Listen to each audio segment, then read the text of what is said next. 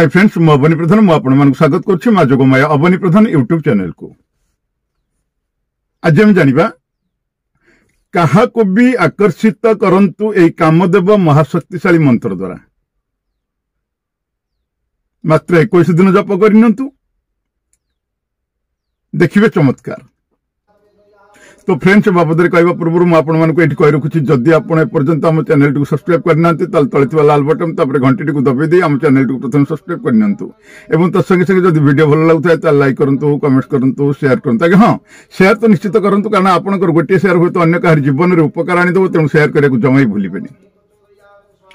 ता सहित मुझे कही रखुच्छी जदि आप मानसिक ठाकुराणी माँ जोगमाई को निज गृह व्यवसाय प्रतिष्ठान फैक्ट्री आप जो प्रतिष्ठा करने चाहते सहित मदंग प्रतिष्ठा महालक्ष्मी जंत्र प्रतिष्ठा गृह शुद्धि ग्रह शुद्धि होम नवग्रह होम ए सब जदि आंभ मान पंडित मान द्वारा करने चाहते दि जाइए नंबर आम सहित जोगाजोग करूँ।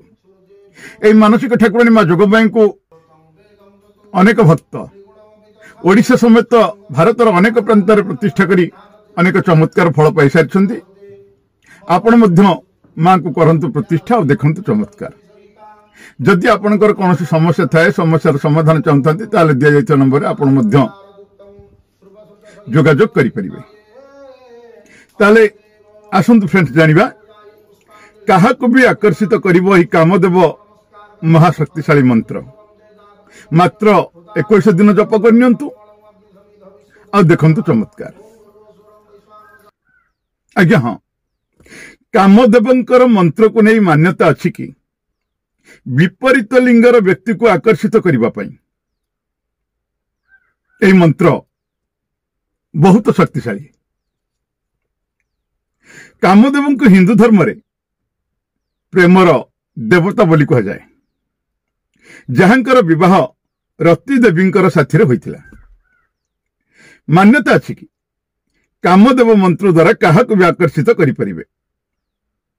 साधना किंतु टिके कठिन जहांकर वर्णन ऋग्वेद अथर्ववेद और अन्य किछि पुराण रे मध्य मिली थाए। कामदेव और शिवंकर कथा मध्य बहु प्रचलित। भगवान शिव एक बार कामदेव को भस्म कर देथिले।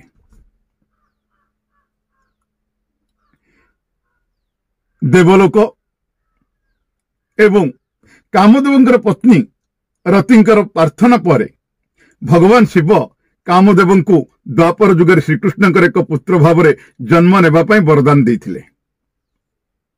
किछि पौराणिक कथारे कामदेव को भगवान विष्णु एवं देवी लक्ष्मीकर पुत्र बोली वर्णना करा जायछि।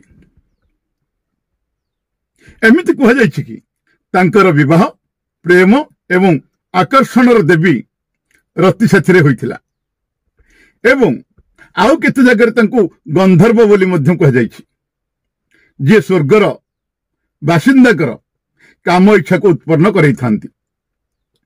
कामदेव को सर्वदा एक युवा एवं आकर्षण छविर चित्रण करा जाय थाए। मान्यता अछि कि जदि कामदेव न थांते तेबे सृष्टि केबे हेले उन्नति हो पार न था। प्रेमर भाव समाप्त हो जाता। पौराणिक कथा अनुसार कामदेवंकर धनुष तांकर धनुषर फुलरे तैयारी होइथिला। कामदेव जेतेबेले तीर छाड़ती सेतेबेले देवता मध्य वर्ती न थांती। एहांकर बाणर बंचिबा पई कोनोसी कवच मध्य न थाए।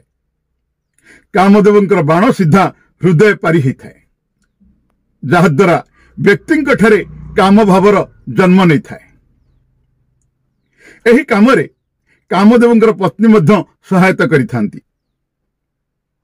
कामदेव को रागमृत अनंग कंदर्प मन्मथ मदन पुष्पबाण यही सब नाम नामित होइछि तांकर नाम।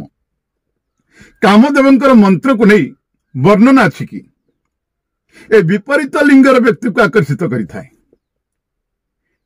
यही मंत्र बहुत शक्तिशाली यही मंत्र को रोज जप करने द्वारा प्रत्येक दिन जप करने द्वारा आपणकर एवं आपणकर सामना वाला व्यक्तिर ता भितर प्रचुर मात्रा संवेदना उत्पन्न होता है।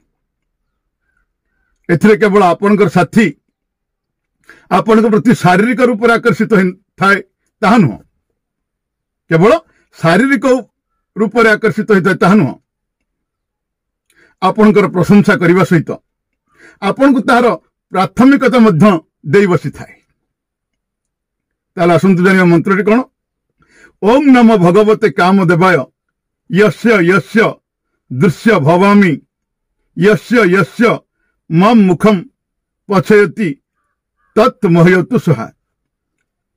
अथर करुची ओम नमो भगवते कामदेवाय यस्य यस्य दृश्य भवामि यस्य यस्य मम मुखम पछयति तत् मोहयतु स्वाहा। यही मंत्र को आपण सकाळ एवं राति 108 बार पढ़िबा द्वारा 21 दिन भितर व्यक्ति कामदेव मंत्र को सिद्ध करने थाए। एवं यह मध्य आपण ध्यान रखिबे कि आपण को ध्यान एवं श्रद्धार जमती केबेले कमी न आसे, कमी गले आपणकर कौन काम ठीक रूपे हो पार ना, तेणु आपण को ध्यान एवं श्रद्धार जमती कमी न आसे। यही मंत्र साथी रे किछि शर्त मध्य अछि जहाँ को पालन करने निहाती जरूरी अटे। मंत्र पाठ एकांतरे करंतु, जहाँ पाई मंत्र करुछंती तांको ध्यान रे रखंतु। मंत्र जप करुथुबा व्यक्ति को केवल शाकाहारी भोजन करने आवश्यक एवं शुद्ध स्नानादि होई ए मंत्र को जप करिवे। प्राचीन काल रे वेश्या एवं नर्तकी माने यही मंत्र जप मध्य करुथिले, काहेकि ना एइथिपाई कि निजर प्रशंसकमकर आकर्षण पात्री हो पारिबे। सेमाने केमती निज प्रशंसक मानकर आकर्षण पात्री हो पारिबे। एहाकु लगातार जप द्वारा निजर आकर्षण सौंदर्य आप निश्चित भाव बढ़ाई पारिबे।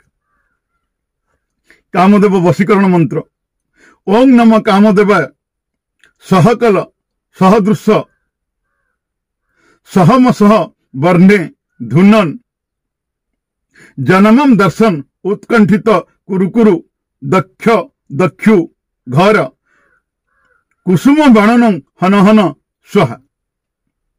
आउथरे करुची ओम नमः कामदेवाय सहकल सहदृश्य सहम सह वर्णे धुनन जनमम दर्शन उत्कंठित कुरुकुरु दक्ष दक्षु घर कुसुम बाणन हन हन स्वाहा। यही कठिन साधना, यह कठिन साधना कह जाए। जदि आपण कौन व्यक्ति विशेष को निजर बसरे करने चाहती कामदेव वशीकरण मंत्र को सबुदिन शुद्ध हो स्नान करी सकाळ बेला यही मंत्र को 21,000 बार जप करने आवश्यक। 21,000 बार मंत्र जप करने द्वारा यही मंत्र सिद्धि हो जाए। तापर यही मंत्र फल आपन को मिलता है। मंत्र साधना पर धूप दीप एवं होम करने आवश्यक। कौन से ब्राह्मण को भोजन करंतु एवं दक्षिणा दियंतु। यही क्रिया आगक मध्य जारी रखिए। यही मंत्र सिद्ध होगा पर प्रतिदिन सिद्ध मंत्र एक माला जप करंतु। साथी रे कौन से फल किंबा पानीय साथी रे यही मंत्र द्वारा ताको अभिमंत्रित करनियंतु। से फल एवं पानीय को आपण अभिमंत्रित करनियंतु एवं सही व्यक्ति को दियंतु जहाँ को आपण निज बसरे करिया पई चाहुछंती। देखिबे किछि ही दिन रे आपण को लाभर निश्चित भाव में लाभर अनुभव मिलिबो। तो फ्रेंड्स आज तो आपण जानिले काहाकु भी आकर्षित करिवो ही कामदेव महाशक्तिशाली मंत्र। 21 दिन जप करनियंतु देखिए चमत्कार फल।